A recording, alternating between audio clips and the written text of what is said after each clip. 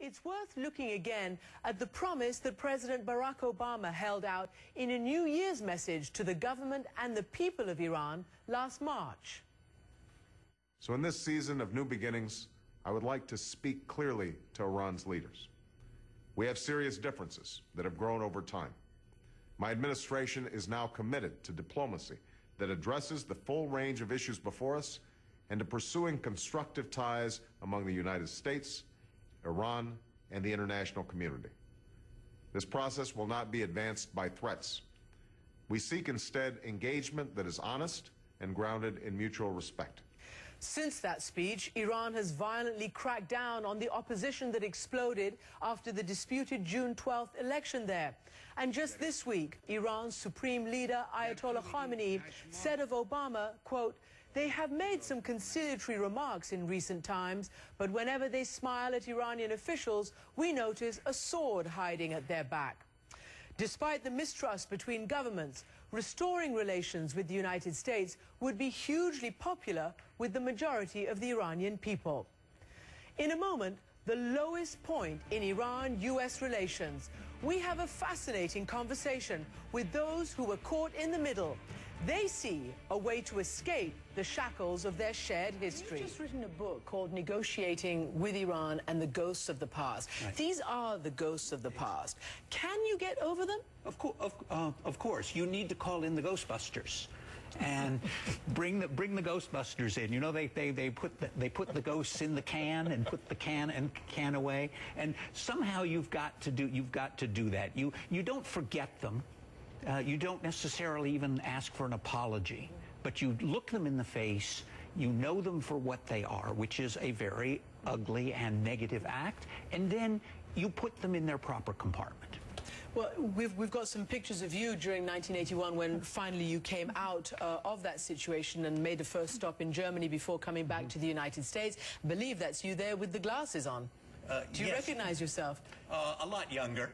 And do you remember what was going through your mind then? Very happy to be out. Let me also play, and I'll go to Gary Sick after this, my interview with then reformist President Mohammad Khatami in 1998, in which he, for the first time, addressed the issue of what the hostage-taking had done to the American psyche. With regard to the hostage issue which you raised, I do know that the feelings of the great American people have been hurt, and of course I regret it. So trying to put the ghost back into the can there, you are really on top of the Iran-US situation. What do you think now? Can you get over this and all the current obstacles in the way to fulfill what President Obama has said, and that is a new engagement he wants with Iran?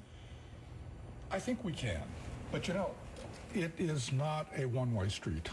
That basically, just as the hostage crisis had multiple dimensions, and I'm willing to accept that a group of students could go in and take over the embassy, but I'm also aware that the government then intervened and became committed to that, which in fact has affected our relations. And then I was very much part of the negotiations that went on with Iran after that, and the hostage crisis was extended probably 8 months beyond what it should have been.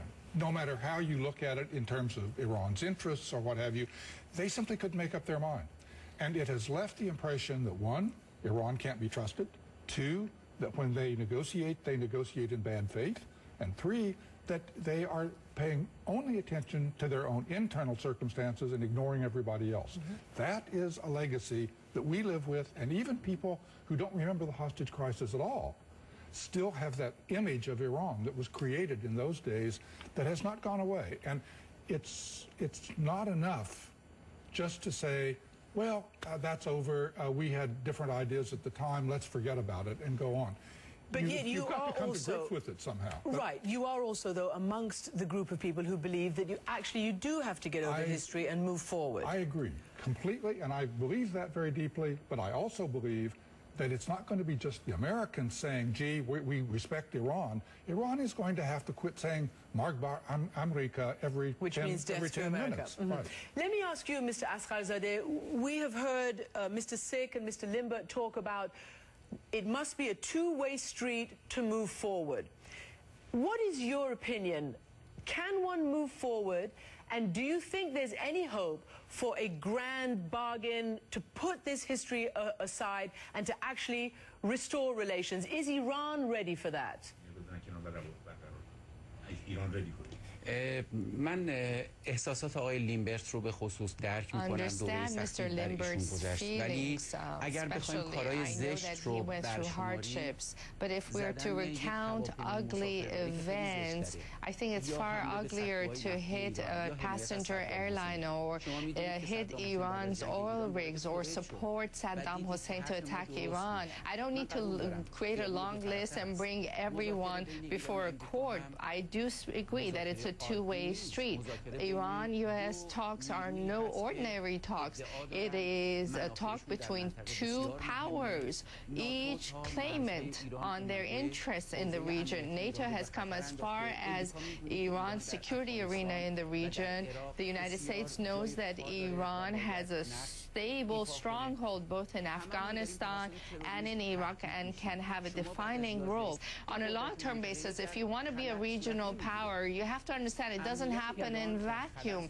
And Iran understands that. Iran's security cannot happen in vacuum. Iran must understand that international situation has changed. The bipolar world and the Cold War system has collapsed.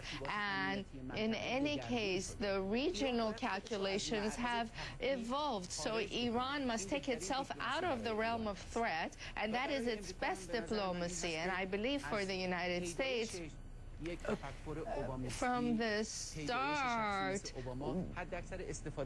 with the emergence of Mr. Obama and the Obama factor, is something that it has to take advantage of. I think that the Nobel Peace Prize to Mr. Obama is not so much about the past, but about the future. Allow America to look to the future. All right, Mr. Ashghazadeh, I appreciate that, and thank you for joining us from Tehran on this anniversary. I want to ask you the final word. Can one get over the notion of regime change, all the grievances that you both have articulated, Mr. Ashghazadeh's articulated? Is it possible that Obama's policy of engagement is going to work? Briefly. You know, we've seen Mr. Ashghazadeh go from being I think, a radical student and somebody who was contrary to the law. People in the U.S. government who were opposed to Iran under any circumstances, and people like John who have suffered very deeply because of this issue. We've seen all of those people change their position and move more toward the center. If those people can, in fact, support the idea of some kind of a relationship between these two governments, I think it is doable. Do you think it's doable?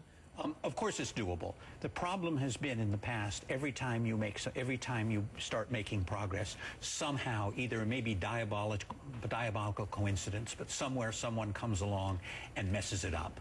And you have to get beyond that. This relationship, 30 years of estrangement, makes no sense. My students who are 20 years old have no memory.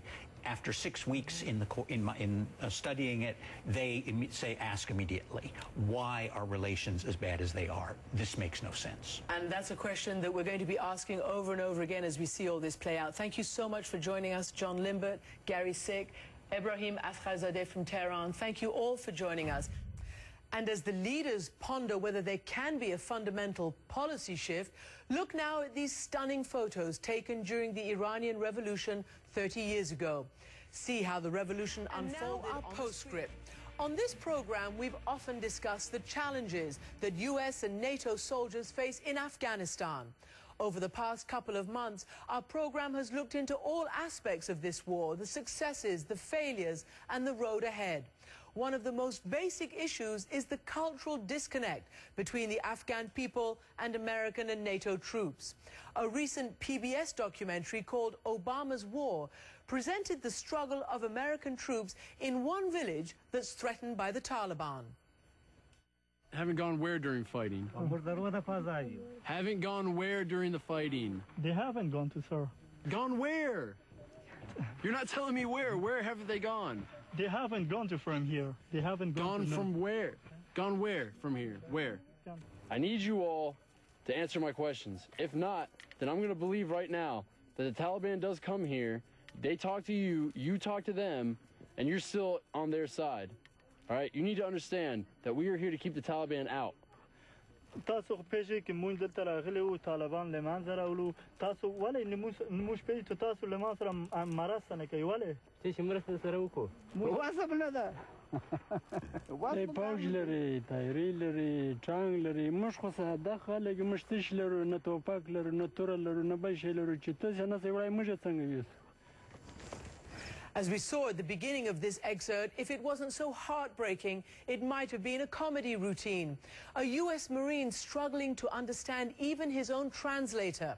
Taking time, building personal relationships with the people you're supposed to be protecting is key to successful counterinsurgency, as all the experts on the ground have told us.